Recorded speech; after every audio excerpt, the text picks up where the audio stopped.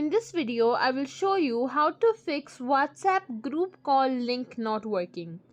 So for that, the first thing that you need to check is your internet connection. Make sure that you're connected to a stable Wi-Fi. You can turn off the internet, then turn it on again after a few seconds.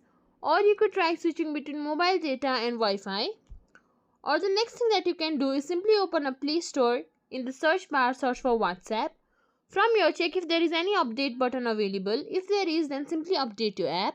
If your app is fully up to date, then click and hold on to the WhatsApp icon. Scroll till the end. There you will find more features. Click on it. Click on App Info. After that, you can simply go to Storage Uses.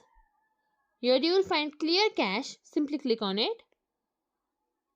After that, click and hold on to your power button. From here, restart your phone. Once your phone is restarted, your WhatsApp call link should start working. And if it's still not working, that is because the call link was created more than 30 days ago. If that is the reason, then the call link expires if they are unused for 30 days. And that's it. If you think this video was helpful, please like, share, subscribe to our channel, and thank you for watching.